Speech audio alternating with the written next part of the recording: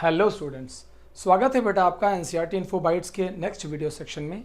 आज आपको एक और इन्फॉर्मेशन जो कि बायोडाइवर्सिटी चैप्टर में है और वहाँ उन्होंने पैटर्न्स ऑफ बायोडाइवर्सिटी समझाया है। तो दो पैटर्न हैं, एक को लैटिट्यूडिनल ग्रेडियंट कहते हैं और दूसरे को कहते हैं स्पीसीज एरिया रिलेशनशिप।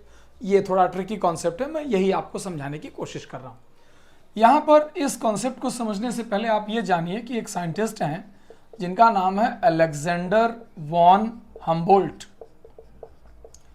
उनका नाम है बेटा अलेक्जेंडर वॉन हम्बोल्ट। वो एक जर्मन साइंटिस्ट हैं। कहा जाता है कि सोशियोबायोलॉजिस्ट, जियोग्राफर हैं, नेचुरलिस्ट हैं। मतलब एनसीईआरटी के दोनों वर्ड अगर बता दूं तो he is naturalist and geographer. Geography के और नेचुरलिस्ट के थोड़ा एक्सपर्ट रहे हैं। इन्होंने जो साउथ अमेरिकन जंगल है उसको एक्सप्लोर किया। साउथ अमेरिकन जंगल एक्चुअल में बात हो रही है बेटा किसकी? बात हो रही है अमेजन रेन फॉरेस्ट की। इन्होंने पूरा अमेजन रेन फॉरेस्ट को एक्सप्लोर करके एक बात का पता लगाया कि जब हम आगे बढ़ते हैं और स्पीसीज को एक्सप्लोर करते हैं तो हमें कहीं ना कहीं स्पीसीज एरिया रिलेशनशिप दिखाई पड़ता है। इसी पर आइए मैं आपको एक अकाउंट समझाता हूँ। दो तीन बातें बड़ी इंपॉर्टेंट। सबसे पहले, जब आप स्पीसीज एरिया के रिलेशनशिप समझाते हैं किसी केस में तो आप इसे ऐसे समझाते हैं कि जैसे मान लीजिए कि ये एक कर्व है जिसमें आप बोलते हैं कि एक तरफ हमने एक्सप्लोर्ड एरिया ले लिया है कि कितना एरिया हमने एक्सप्लोर किया, राइट बेटा, और दूसरी तरफ हमने नंबर ऑफ स्पीसीज ले ली है। तो जब आप किसी भी जगह को एक्सप्लोर करते हैं तो होता क्या है कि आप ये देखते हैं कि जैसे ये ऐसे बढ़ता शुरू होता है तो आगे जाकर ये कांस्टेंट हो जाता है। शुरू में जब आप एक्सप्लोर्ड एरिया बढ़ाते जाते हैं तो उसके साथ साथ नंबर ऑफ स्पीसीज भी बढ़ती जाती है, लेकिन एक टाइम आने के बाद ये नंबर ऑफ स्पीसीज बढ़ना बंद हो जाता है। ऐसा इनका प्रेडिक्शन रहा है। इन्होंने इस कर्व का जो फॉर्मूला लिखा वो ये लिखा कि S इज इक्वल टू, हम जब बात कर रहे हैं इसकी तो हमने बोला कि CA⁻⁻Z, ये फार्मूला इनका इस पर चलता है। लेकिन इन्होंने कहा कि अगर इसको हम लॉग स्केल पर ड्रॉ करें तो ये एक स्ट्रेट लाइन में कन्वर्ट हो जाता है। यहाँ मैंने आपके लिए मेंशन कर दिया है लॉग स्केल पर।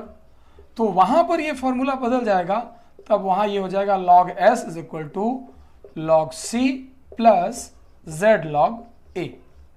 राइट बेटा, क्या है ये S, C और Z? इस बात पर ध्यान दीजिए। जब हम S की बात करते हैं तो हम बोलते हैं कि ये स्पीसीज रिचनेस है या स्पीसीज का अमाउंट बोलने के लिए हमने इसे रख रखा है। C क्या है? C इज Y इंटरसेप्ट, ये बताने के लिए कि ये कर्व Y अगर डायमेंशन में जाए तो कितना। A एक्सप्लोर्ड एरिया को रिप्रेजेंट करने के लिए है डॉक्टर्स, और जो Z है ये इसका स्लोप बताने के लिए है। इसी स्लोप को रिग्रेशन कोफिशिएंट कहते हैं। रिग्रेशन कोफिशिएंट कहते हैं। ऐसा कहा जाता है कि जो Z है इसी में सारी कहानी छुपी हुई है। जो Z है उसकी वैल्यू दो रेंज में चलती हैं।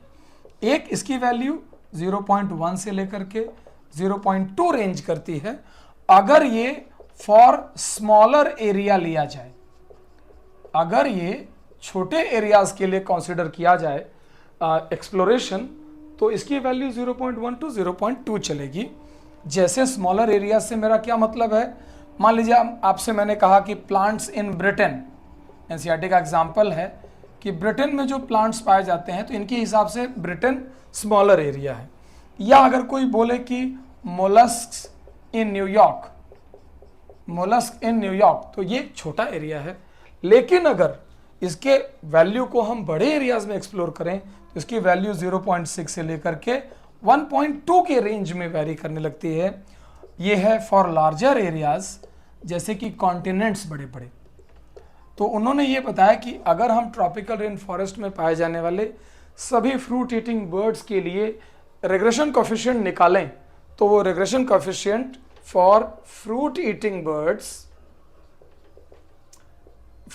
बर्ड्स इन ट्रॉपिक्स अगर हम बात करें डॉक्टर्स तो ये रिग्रेशन कोफिशिएंट है 1.15। समझ में आया? 0.6 से ज़्यादा, 1.2 से कम। तो ये एक पूरे प्रपोर्शन में बातचीत चलती गई। इन्होंने एक बात और बोली कि जैसे अगर हम शिफ्ट करते हैं, तो अगर मान लीजिए ये कर्व ऐसे है, सपोज करिए कि ये कर्व हमने यहाँ से बनाया, ऐसे करके बनाया, तो जब ये बड़ा एरिया आप स्विच करते हैं, मान लीजिए ये स्मॉल एरिया के लिए है, so when you switch to larger areas, तो ये कर्व और ज़्यादा स्टीप हो जाएगा, यानी ज़्यादा स्पीसीज मिलेंगी कम ही एरिया एक्सप्लोर करने पर। ये जो दूसरा वाला कर्व मैंने बनाया है, ये लार्जर एरिया के लिए है बेटा, यानी कि एक्चुअल बात क्या है, लार्ज एरिया के लिए है, एक्चुअल बात क्या है कि ये शिफ्ट होता है पीछे की तरफ। इसे मैं ऐसे ड्रॉ कर सकता हूँ कि यहाँ से इधर चलता है, यानी जब z की वैल्यू इंक्रीज होती है तो कर्व और ज़्यादा स्टीप हो जाता है, यानी लार्जर एरिया के लिए स्टीपर कर्व बनते हैं और स्मॉलर एरिया के लिए विद लेस स्टीपनेस कर्व का फॉर्मेशन होता है। ये बहुत इंपॉर्टेंट कॉन्सेप्ट है, इसे आप लोग रिवाइज करें। नीट में क्वेश्चन 2021 में और 2023 में 2 बार आ चुके हैं, ये आपके लिए बहुत काम की चीज़ है। ओके बेटा, प्लीज़ इसको रिवाइज करिए।